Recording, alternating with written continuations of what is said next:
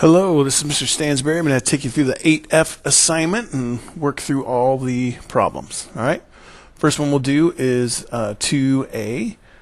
Okay, so if possible, solve for x using completing the square, leaving answers in surd form. Surd form basically just means radical. Okay, you can leave it in root form. Okay, so for A, we've got x squared minus 4x plus 1 equals 0. Okay? Okay, so we are going to just follow along the steps that we did in the notes, and I believe the book does it the same way. So first thing we're going to do is move the constant to the other side. So we're going to subtract 1 from both sides, which is a little different than what we're used to because we're used to setting everything equal to 0 and solving, but we're going to try this a little bit different way. Okay, so this leaves us with x squared minus 4x, and then that equals negative 1. Okay. Next thing we're going to do is we're going to take half the x term, so we take negative 4 divided by 2 gives us negative 2. I'm going to circle that because I'm going to use this later. Okay. Next thing is take that negative 2 and square it, which gives us 4. Okay. So what we're going to do with that 4 is we're going to add 4 to both sides. Okay, so we have x squared minus 4x plus 4 equals negative 1 plus 4. So if you can see, we just added this 4 here to both sides. Okay, this over here now is a perfect square, and we are going to write that like this. So here's showing that it's a perfect square, and it's going to be x. And what we have to do is figure out factors of 4 that add up to negative 4. Okay, now that's going to be 2 and 2, and they have to both be negative. Okay, so it's going to be x minus 2. Now, much easier way is this number here will always be whatever half that middle term is there. That's why I circled that negative 2, because I knew I was going to use that again. So this negative 2 really just comes down and shows up right there. Okay? And then over here we got negative 1 plus 4 gives us 3. Okay? So then really our last step here is to just go through and we are going to solve this thing here. So we want to get rid of that root, so we're going to square root both sides here. So we get x minus 2 equals plus or minus root 3, right? Whenever you square root a number, it's plus or minus. So our last step is to add 2 to both sides, and we get x equals 2 plus or minus root 3. Okay? Okay, so that's A. D, and that's all completing the square. This is going to, especially this form right here, this x minus 2 squared equals 3, that's going to be really helpful in our future. And then also, especially when you start doing pre-calculus and calculus, this is a very nice form. But for now, we're just going to complete the square, and we'll get into the more usefulness of it later. All right, dx squared plus 2x minus 1 equals 0. Okay, so first step, move the constant to the other side. X squared plus 2x equals 1. Take half of the x term, so 2 divided by 2 is 1. I'm going to circle that 1 because I'm going to use that here to make our perfect square. Now I'm going to take that 1 and square it, which gives us 1. So we're going to add 1 to both the left and the right side. So we get x squared plus 2x plus 1 equals 1 plus 1. That's where this 1 goes to both of those places there. Okay, this now is a perfect square, which is going to be x, and since that's a positive 1 there, it's going to be x plus 1 squared equals 2. All right, square root both sides, and we get x plus 1 equals plus or minus root 2. Okay, last step, subtract 1 from both sides, and we get x equals negative 1 plus or minus root 2 for this one here. Okay. All right, let's move on to 2e and 2g. So e, x squared plus 2x plus 4 equals 0. So subtract 4 from both sides. X squared plus 2x equals negative 4. So we take half the middle term, which is 1. We take that middle term and we square it, which gives us 1 still. And now we're going to add that 1 to both sides. So we got x squared plus 2x plus 1 equals negative 4 plus 1. So this over here, as a perfect square, is going to be x plus 1, because that 1 goes right down into here. And that's going to equal negative 3. Right? Now, to get rid of this root, we are going to square root both sides. And we get x plus 1 equals the plus or minus the square root of negative 3. Okay, so now we have a problem because we can't take the square root of a negative number unless we're talking about imaginary numbers, and we're not. So this doesn't work, so therefore no solutions. Okay, that takes us on to G, and we get x squared. You know what, I'm going to back up before we get going too far on this, because really over here, once you realize over here that this right side is going to be a negative number, you know you're going to get no solutions, because you can't ever take the square root of a negative unless we're talking about imaginary, which we aren't. Okay, so as soon as you see that that's going to be negative, you're done. No solutions. All right, G, x squared plus 6x plus 3 equals 0. Subtract 3 from both sides. X squared plus 6x equals negative 3.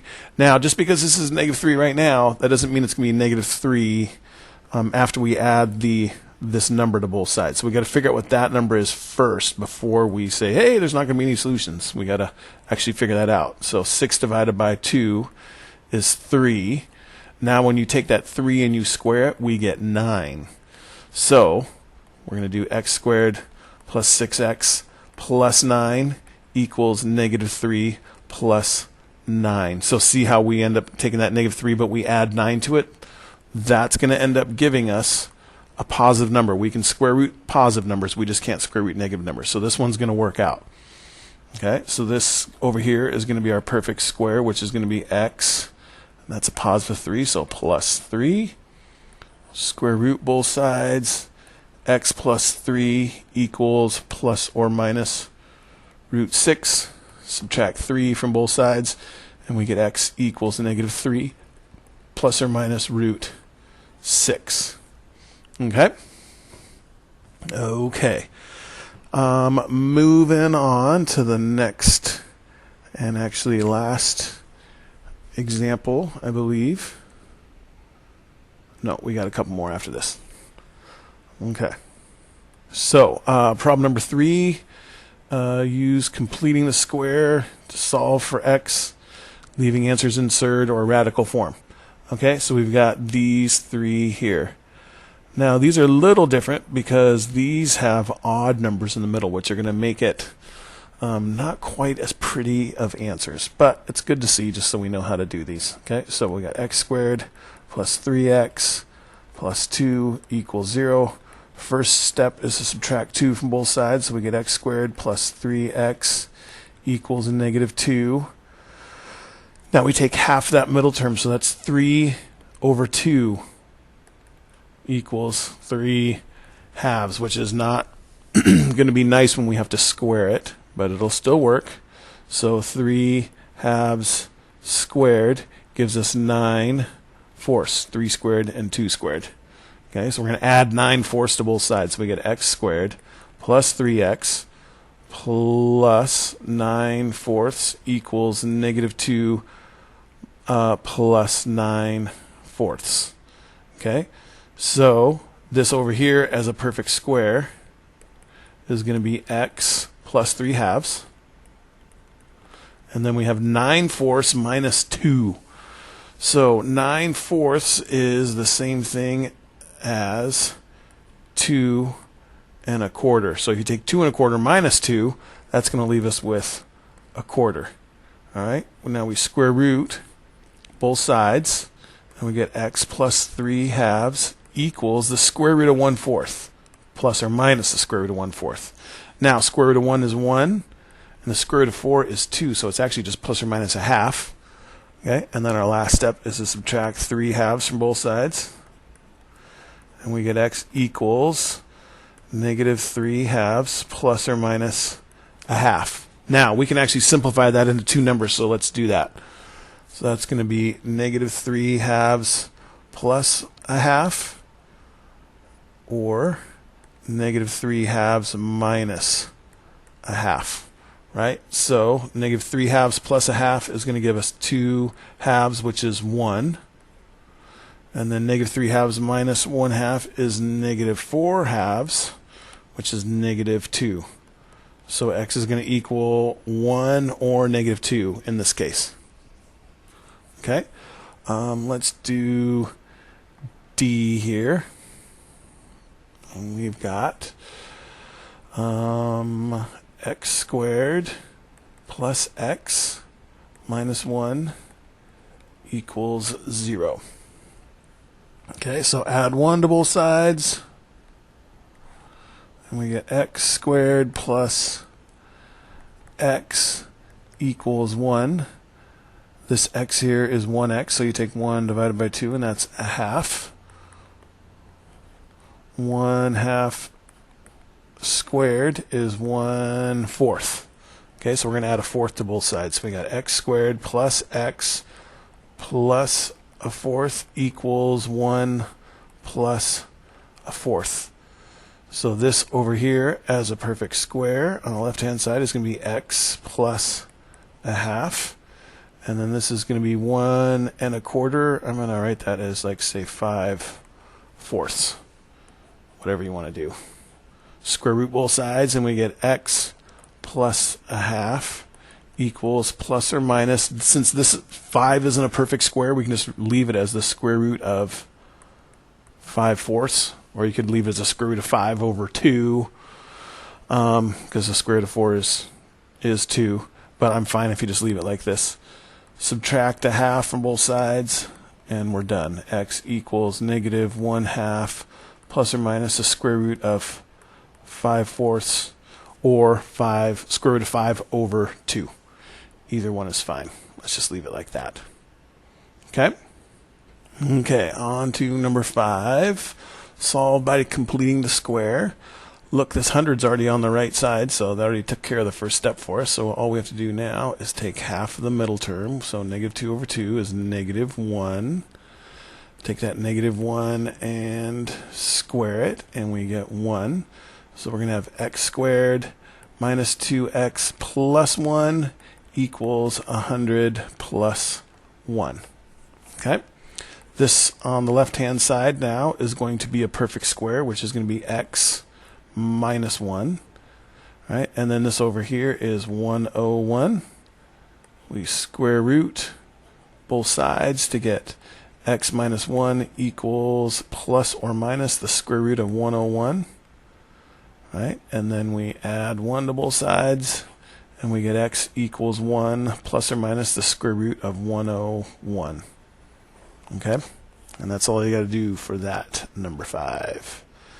Last one, this number 5 here, solved by completing the square. First step, subtract the constant over to the other side, so we get x squared minus 14x equals negative 7. Take half of negative 14, which is negative 7. And we're going to take that negative 7 and we're going to square it, which gives us 49. So we have x squared minus 14x plus 49 equals negative 7. Oops, not 9, but negative 7 plus 49. Right? So we added that 49 to both sides. So this over here as a perfect square is going to be x minus 7. And this over here is going to be 49 minus 7, which is 42. Square root both sides, and we get x minus 7 equals plus or minus root 42. Add the 7 to both sides, and we get x equals 7 plus or minus root 42. And we are done. All right. If you have any other questions on this section, please feel free to ask in class. Thanks.